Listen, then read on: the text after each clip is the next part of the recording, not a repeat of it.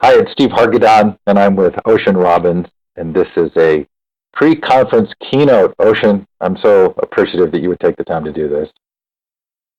Well, I'm delighted to be with you. Ocean is the CEO of Food Revolution Network, and are you the co-chair of the Food Revolution Summit? Yeah, co-host. Yep. Co-host with your dad. That story is going to come out, and there are a lot of fun connections here. I think we're going to have a good time, and you're in between rafting gigs. Well, I am. We're taking folks rafting in Northern California on the Klamath. I'm jealous.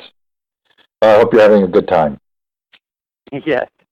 So I thought we would start kind of with the history. I'm going to make a connection between the food story and the education story. I talk about this at conferences quite a bit because of my own food journey and the autoimmune disorders that I have and sort of how I've addressed that through food. But we're going to talk about this connection between the food story and the homeschooling story or the education story through you, and then I hope expand it to a larger context. In some ways, not fair to you entirely, but I think you generously would agree. The story really starts with your dad, right? Well, it does. And actually, I think it even goes back further. My grandfather started Robbins Ice Cream Company and groomed my dad from early childhood to one day join in running that company. But my dad walked away from an ice cream fortune and practically paved with gold as well as ice cream to, as we jokingly say in our family, follow his own rocky road. He became a best-selling author about food and health issues and came out with Diet for a New America in 1987. And in a remarkable turn of events, my grandfather wound up with some severe health challenges, and having lost his company founding business partner, Bert Baskin, my dad's uncle, to a heart attack when Bert was in his early 50s. And my grandpa wound up making some radical changes, and he lost 30 pounds. He reversed his diabetes. His doctors said he added 15 more healthy years to his life. And his golf game improved 7 strokes. So he was one happy camper, and amazingly followed the advice of the renegade son who walked away from his life's work. My dad and I are now working together in directing the Food Revolution Network, which is about 200,000 members, working for healthy, sustainable, humane, and conscious food. And I'm excited about it because we live in a toxic food culture. We're suffering massively from diseases that we know how to prevent that are caused by lifestyle, and we can do better. We can do better for our kids. A third of our kids are expected to get diabetes, and we can do better for our elders. Half of our people who reach age 85 have dementia. We can do better for people of all ages who are suffering from chronic illness at epidemic rates, mostly from diseases that are caused by diet and lifestyle.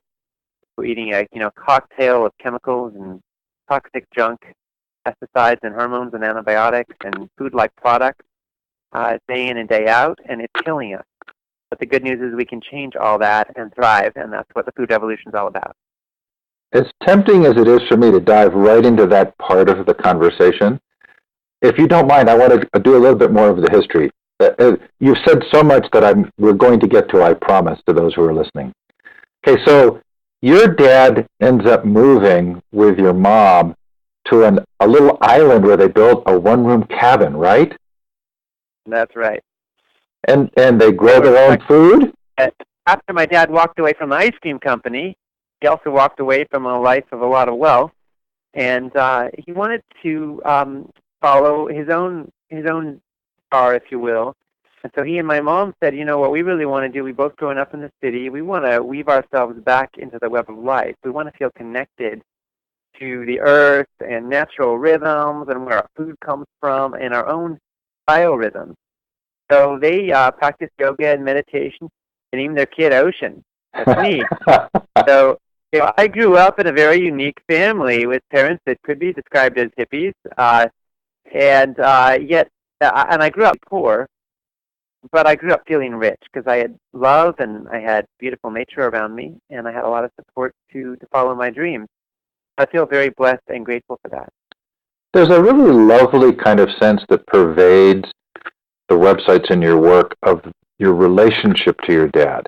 You're not shy about showing physical affection toward him. and kind of manifesting the closeness that you appear to have? Well, I feel very grateful to have a dad that I admire and love. People ask me sometimes, do you feel like you are walking in his shadow? And I say, no, I feel like I'm standing in his light, because I really, feel that I am blessed to, work closely in partnership with somebody that is honestly one of my greatest heroes. It's quite a blessing. Okay, so your dad's story continues, right? He had polio as a child.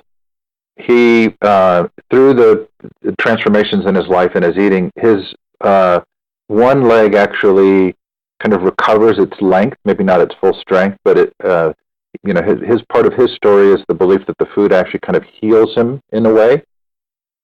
Mm-hmm. And then he writes. Well, go ahead. No, go on. No.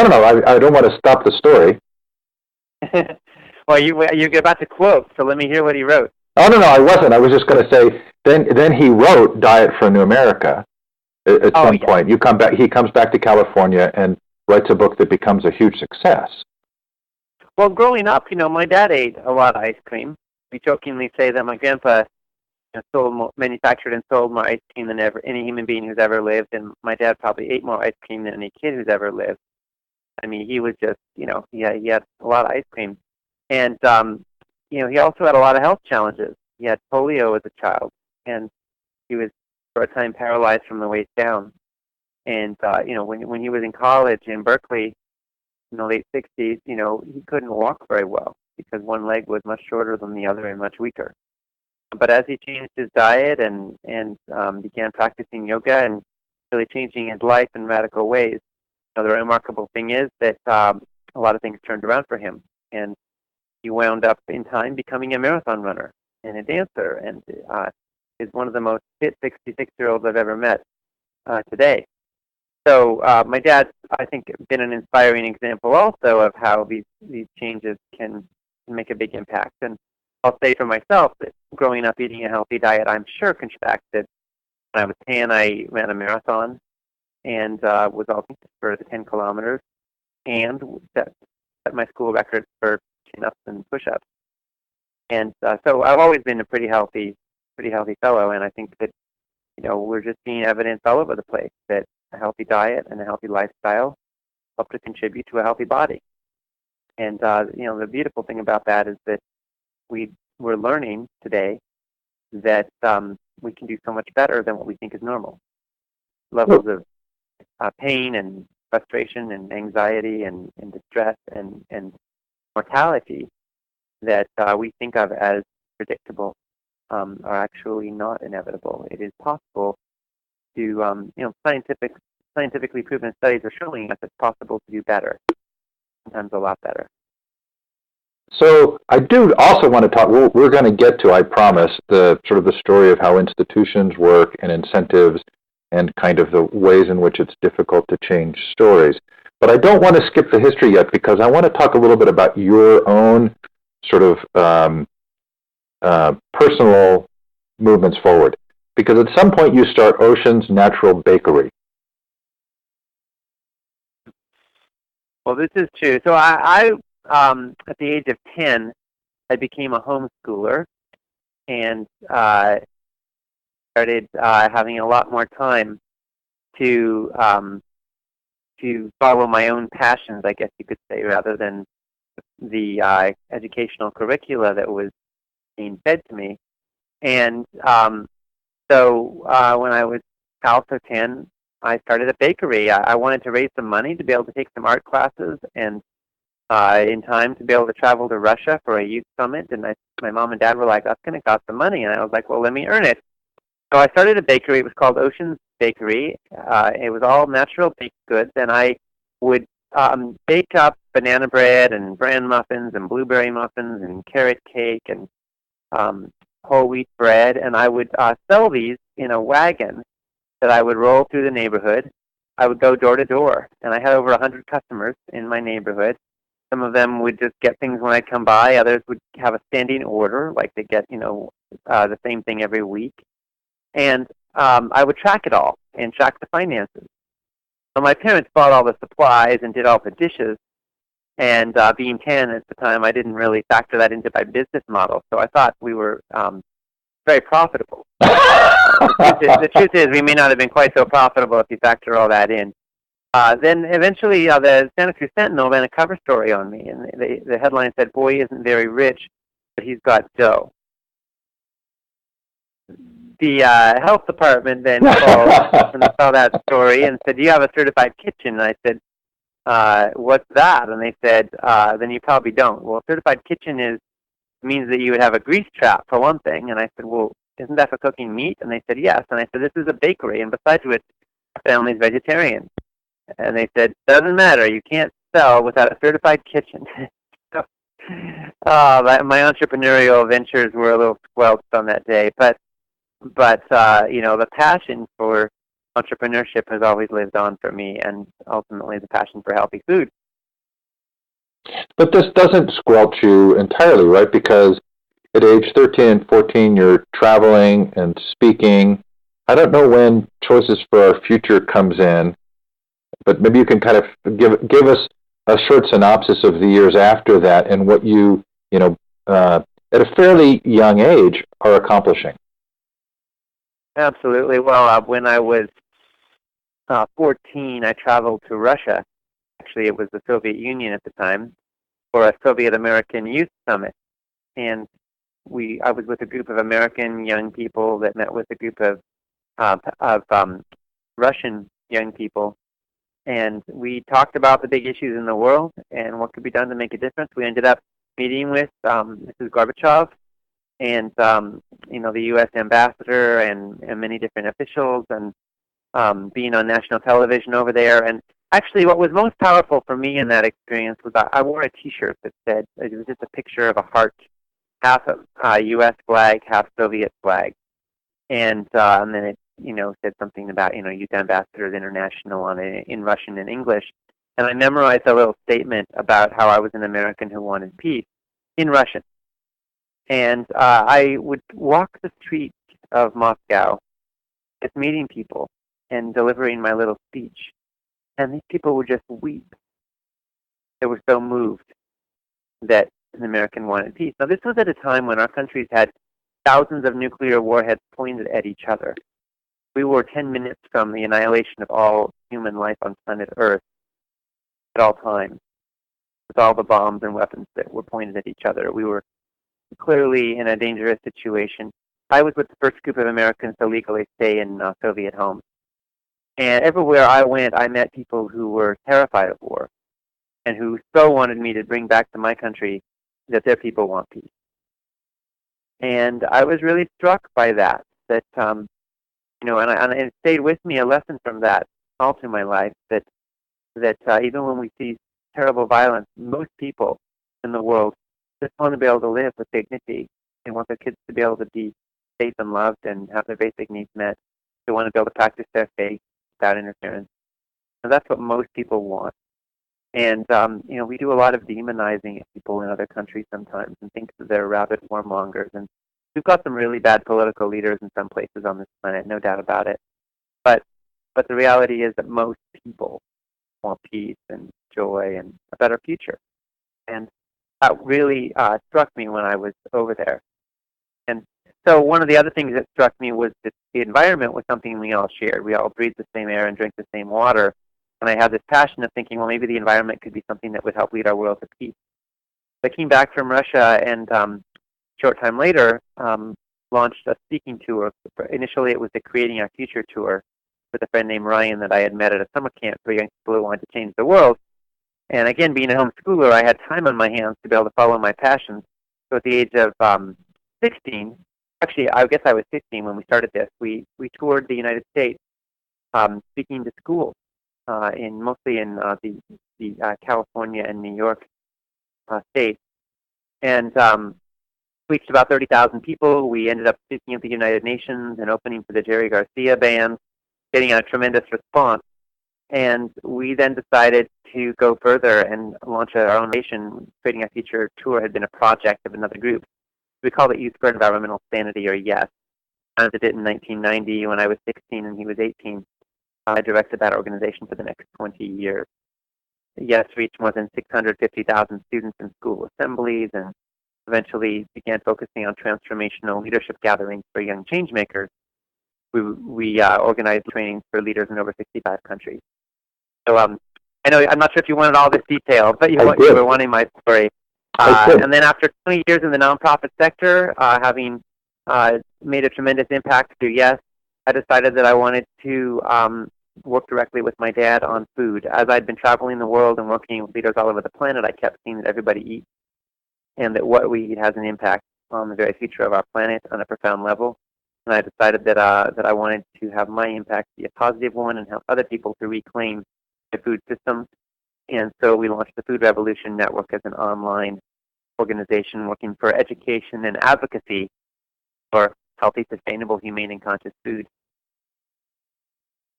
I did want all of that detail, and I wanted it in part because one of the things I focused on in my Future of Education interview series is youth capability and the ways in which we almost infantilize students through their mid-20s without giving them opportunities to actually achieve and accomplish. Even as I say that, it feels like I can hear the pushback, and I can hear people say, well, if everybody were independent or were interested in pursuing their own goals, how could you manage it? But certainly youth are much more capable than we give them credit for. Would you agree? Well, I think so. I think that one of the things we found in the Yes Tour as we were traveling, speaking to schools, was that young people, and I think this is true today as well, young people really get the severity of the crisis we're in perhaps more urgently than a lot of older folks.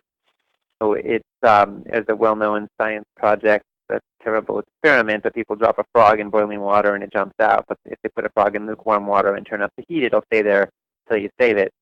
And the reality is that sometimes young people who are emerging into a crisis like we face today are more willing to be bold and take action, and are often capable of a whole lot more than we realize. What holds people of all ages back, and perhaps especially young people, isn't so much capacity as cynicism.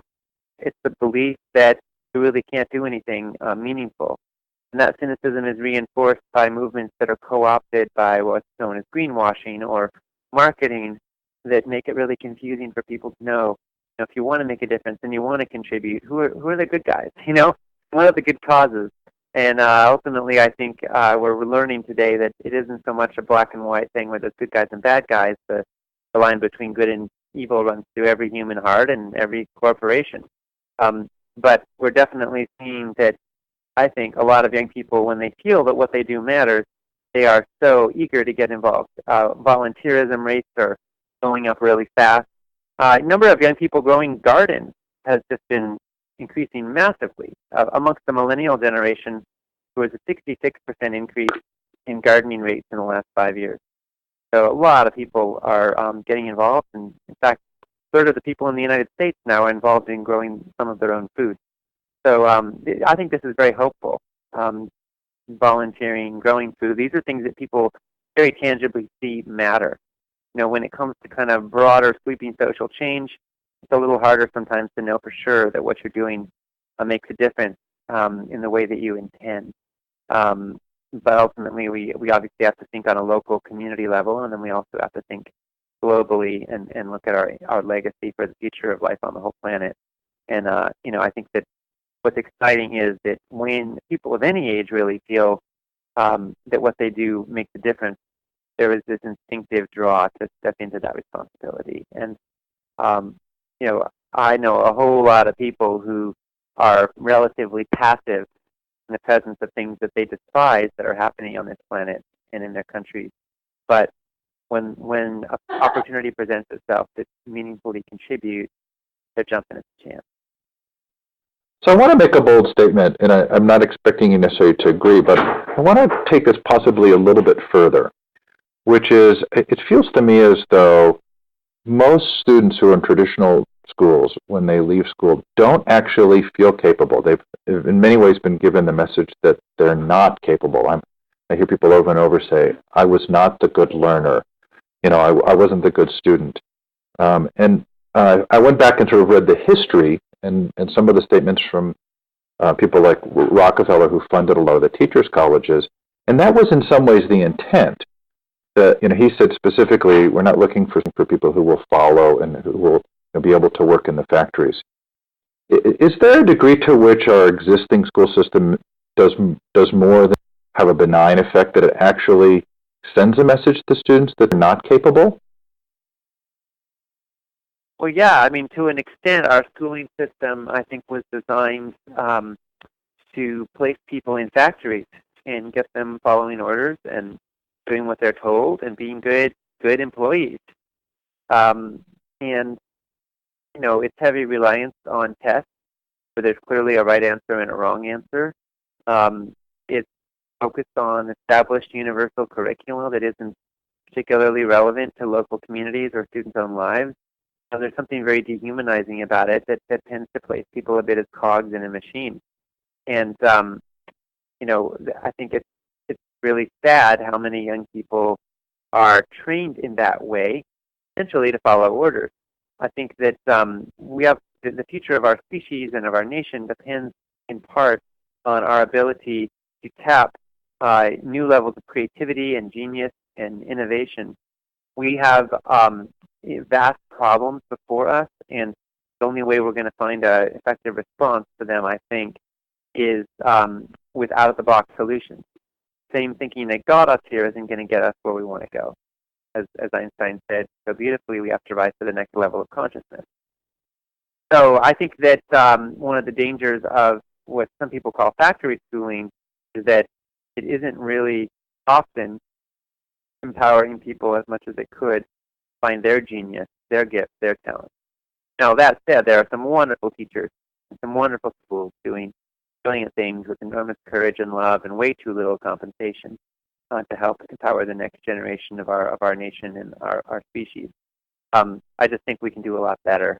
And one of my real critiques of the modern school systems is that it's seriously lacking in space for individuality and creativity. And that's the answer I would expect from you, because it's a combination of insight but compassion, which seems to be kind of a trademark for you. One of the pieces that I listened to in preparation for the interview was something you and your dad did for the Food Summit in 2012. And he talks about an awakening, where the two of you talk about this idea of an awakening. And an awakening presumes that we're waking up from something. So why would we be believing something different than that we're capable and that we can make change in the world? I'm not trying to, again, put words into your mouth, but it feels as though that may be a purposeful message beyond just schooling. Well, I mean, I think we have some institutions in place that obviously profit from consumers and workers who are willing and obedient and help keep a status quo in place without rocking the boat too much. I think that whoever is profiting from a status quo in any society is generally going to be an enemy of radical change in that society. But beyond that, as far as what's really generating that, I mean, I think there's also a lot of good people trying to do good things and make the best of it. I think we need new systems that are radically reinvented. We need to take existing systems and improve them. That's why I think that we need, I say hospice workers and midwives. I mean, hospice workers help take that which is old and decaying, and there's a lot of dominant institutions today, in my view, that are old and decaying. We need to ease the suffering. We need to love them and love the people who are impacted by their demise with grace and care and commitment and passion. I'm talking about things like feeding hungry people. I'm talking about things like helping green companies. I have a friend who went to work for Walmart to help them get more green. Now, I'm not a big fan of Walmart, but they do have a big impact and a big footprint. And when they start making hybrid delivery trucks and they start, putting more insulation in their factories, it has an impact on our carbon footprint and therefore on the future of our climate. So I respect his work. To me, greening big systems and helping midwife the dominant institutions that may be on the way out eventually, not midwife, but hospice them, is sacred and important work. At the same time, we do need to midwife. We do need to birth the possible world, possible future, and we need to be willing to think outside the box and be creative and innovative and inventive, and not establish the assumption that just because things have always been a certain way, they always need to be that same way. Are we in a period of time because of the internet where institutional narratives can be questioned in a way that was harder before? Well, I think so. I mean, the flow of ideas is massive, and it is possible now for people to share information, to become their own media factories, in a sense. You no longer need CBS or NBC or ABC or Fox to cover your story. You can be your own television channel on YouTube and have the potential for large numbers of people to receive your message. So I think that's very exciting. And on the con side, we are flooded with information overload. The internet is just deluging us with content today, and most of it useless, and some of it completely wrong. So, I think for people who want to change the world, it is now easier and easier to stand up, but harder than ever to stand out. And amongst the din of all that noise, and of course, large-scale companies are finding ways of getting their voice heard. It's reported that the Koch brothers, a couple of billionaires, who between them are the second richest family in the world, that it's reported that they have and their organizations have hired thousands of people to literally write comments on blog posts and to review books on Amazon and to be acting day in and day out like regular folks. But they're doing so entirely to pursue a political agenda. So unfortunately, even a lot of the so-called grassroots is sometimes being bought off. But in the midst of all that noise, we are seeing that it's possible, I think, today for truth to spread. And this is why countries that want to really squelch dissent will ban Twitter and Facebook, because Twitter and Facebook are being used as political organizing tools in an unprecedented way to give the masses a greater voice. So part of my goal for inviting you to keynote, and you don't do this often, so I really appreciate it, was to make some connections between the food world and the education world. But it feels like they're not the only institutional arenas in which we're seeing these counter narratives. So there's food, there's the pharmaceutical, medical, there's the banking industry, there's governance. Are we seeing kind of a comparable moment historically to the exposing of the tobacco industry in these other industries, and especially maybe in food? You could speak to that? Well, I think that we are seeing a radical change unfolding in relationship to certain food products that does remind me of what happened with tobacco a generation ago. Just to be clear, when I was a kid, there were tobacco ads on billboards, in magazines. They had just been taken off television. They had just come out with warnings on cigarette packs. And tobacco was not only legal in public places, it was ubiquitous. So kind of would come home from, if you weren't a smoker, you'd come home from being out at the movies or restaurants smelling like cigarette smoke. Secondhand smoke was everywhere. What happened was that the data became so clear that cigarette smoking was causing large-scale illness and death. And the tobacco industry, eventually, for a while they said, oh, we need more studies, we need more information. They came up with their own studies that kind of said that it wasn't such a problem. There were complex factors involved. Lung cancer wasn't just about any one thing. Don't just blame this one industry. And then they said it's going to hurt the economy. But eventually what happened was that we got warning labels on the packages. We got cigarette smoking banned in a lot of public places and airplanes.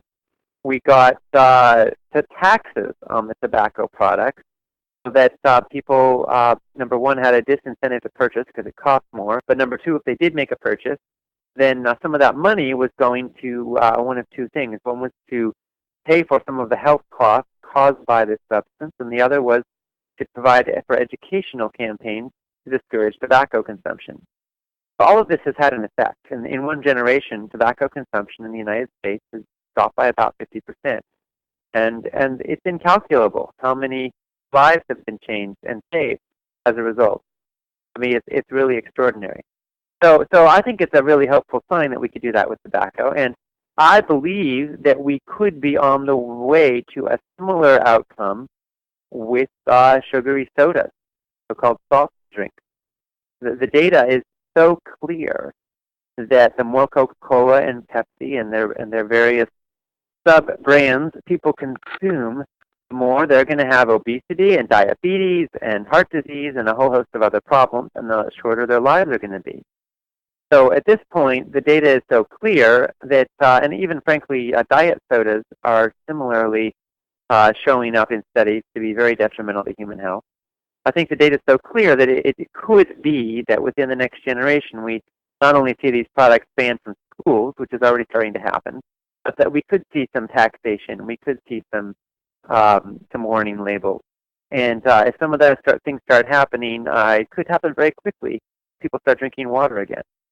And people start, even drinking fruit juice more, and turn away from these sugary, chemical-laden, artificially flavored beverages that are rotting our teeth and, flooding our. So I'm excited about that potential, and I think that we are seeing the tide turning right now in a nation where the average American consumes 150 pounds of sugar per year, in a nation where our health outcomes are getting worse and worse. We have epidemic and unprecedented rates of people living with chronic illness, higher than any population that we know of in the history of the world.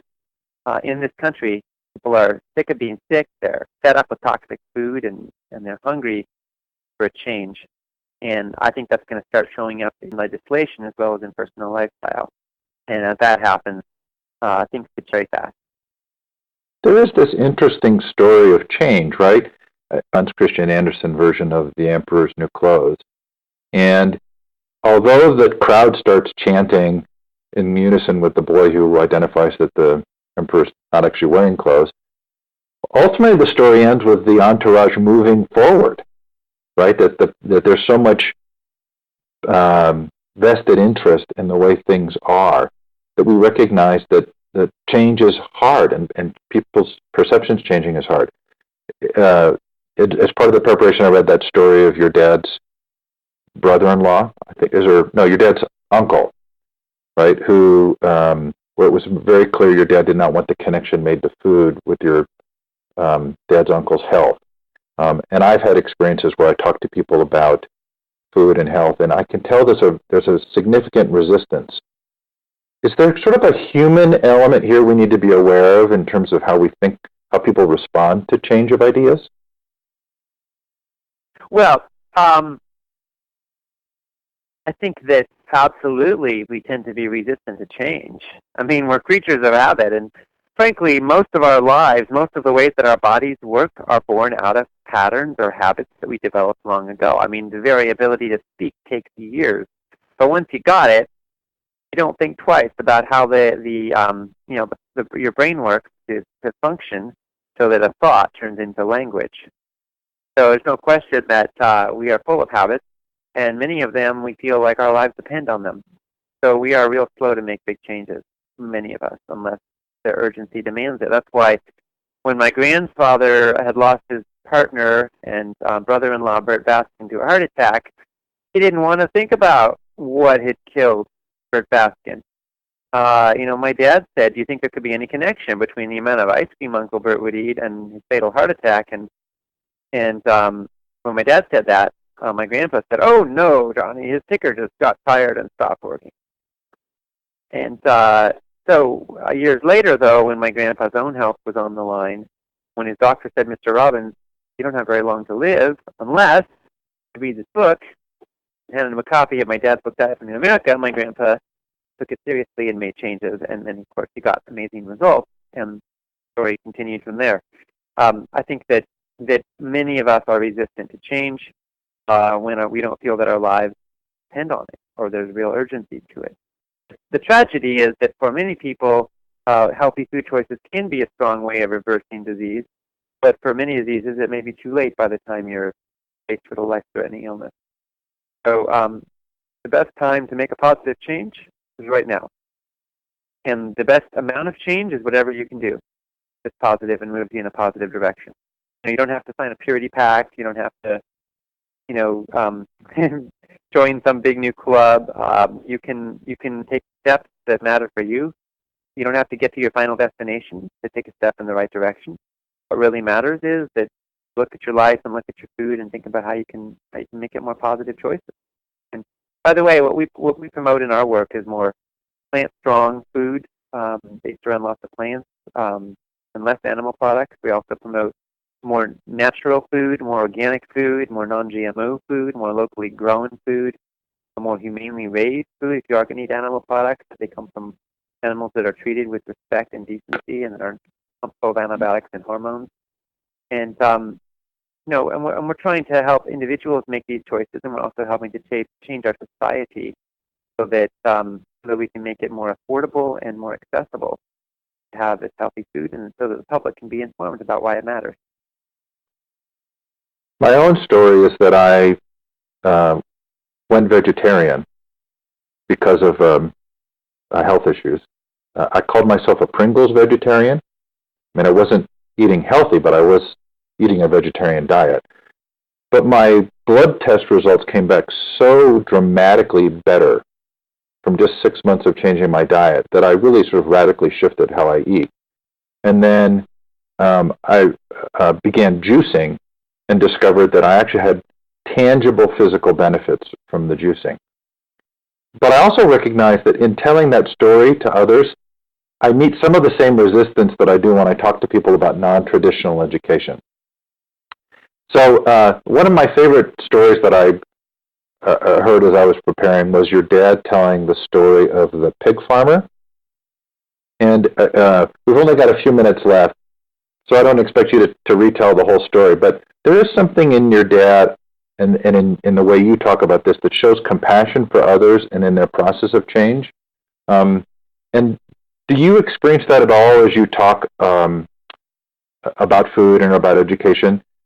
Are there lessons for us in terms of thinking about how we approach those conversations? Well, yeah. I mean, I think the quick overview of that story that you're referencing is that my dad, when he was researching Diet for New America, he was visiting a lot of food production facilities, and he wound up one day at a facility where pigs were being confined in terrible conditions. And he ended up, interviewing the owner of it for a little while, and remarkably enough, the owner's wife invited my dad for dinner. And my dad had this remarkable experience of talking with them and just really dropping his judgment of this man, discovering this man's humanity. And in time, the man wound up reading my dad's book when it came out, and believe it or not, eventually making the choice to sell his operation and start a pet a pig program. People could meet pigs, school kids could come and meet pigs and find out how cute they were, and if they're treated right. So I think this story has inspired a lot of people with the reality that we don't get too far when we make needless enemies, and we can reconnect with the heart of humanity in everyone to make real, lasting, social, positive impact. As Abraham Lincoln said, the best way to destroy an enemy is to make them a friend. So there are forces at work today, I think, that are violent and destructive and that are based in greed and fear and that are causing massive suffering on our planet. But I also think that we need to distinguish the forces from the people involved and to realize that every human being carries within them the potential, at least, for love or goodness or goodwill towards all. And there are absolutely people that are so identified with their actions that we're not going to change them. But I think that Dr. King said it quite well when he said we need to, we need to oppose the sin, but love her.